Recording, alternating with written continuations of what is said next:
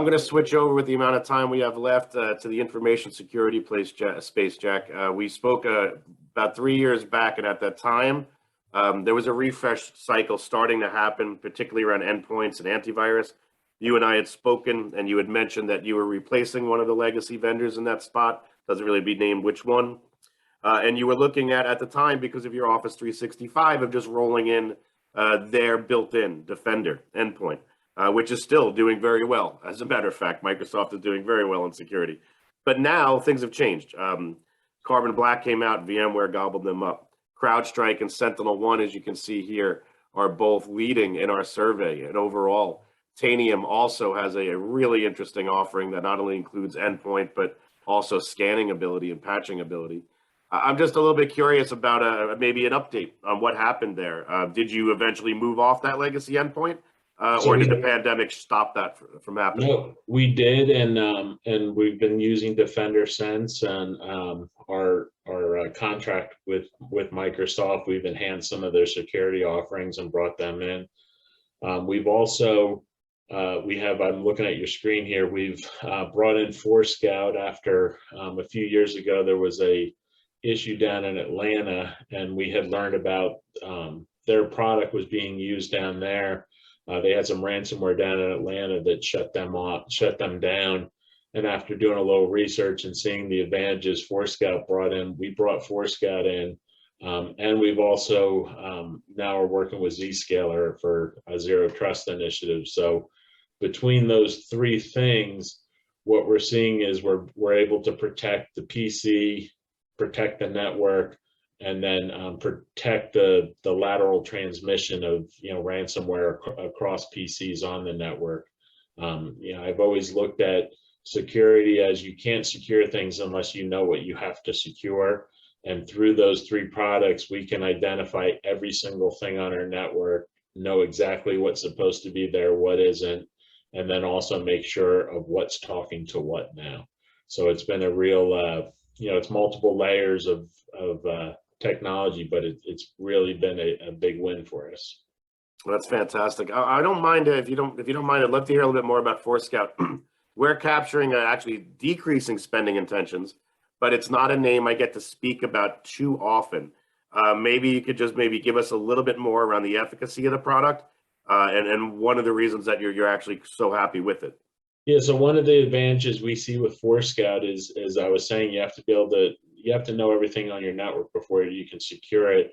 And using their product, we roll it out, you get it, put it in maintenance mode, and it basically tells you, here's everything that I can find on the network. And you can watch the traffic going, you can interrogate those things and see, if a PC was brought back on your network and doesn't have the latest patches or doesn't have the latest device drivers, you can see all that and then make decisions on, well, I'll allow this thing to continue functioning on my network, or I'm going to put it over in a quarantine area.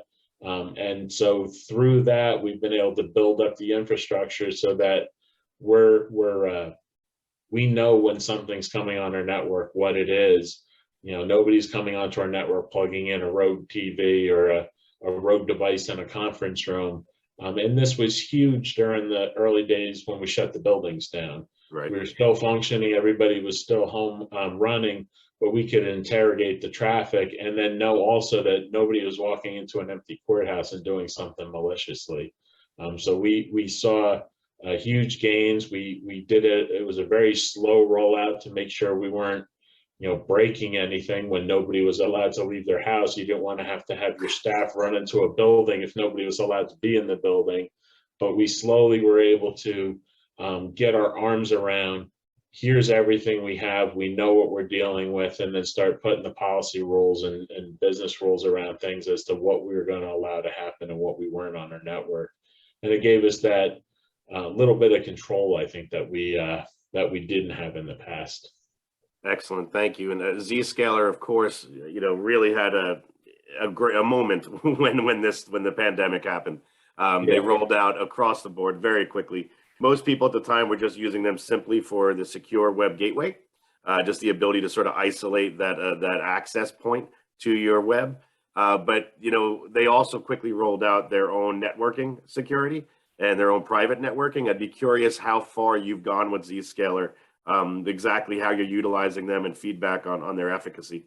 So one of the early things we did with Zscaler was we had just purchased it that January before the pandemic, and they came in and said, anything we can do to speed the product up to help you do anything you want to, let's do it. At the time, we were using a different VPN solution.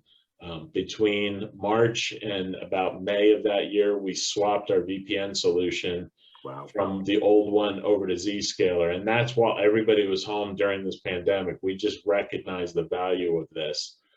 So we flipped out our VPN solution and used Zscaler for everything, for all connectivity on all of our devices. One of the reasons we did that was our external policies required 2FA to come in for anybody coming in remotely. And as we were looking that summer to bring people back into the buildings, I wanted 2FA in the buildings as well. And by having Zscaler control our network connectivity, I could make sure that, well, if you're doing 2FA at home, now you're doing 2FA in the building too as we come in, and it went off seamlessly.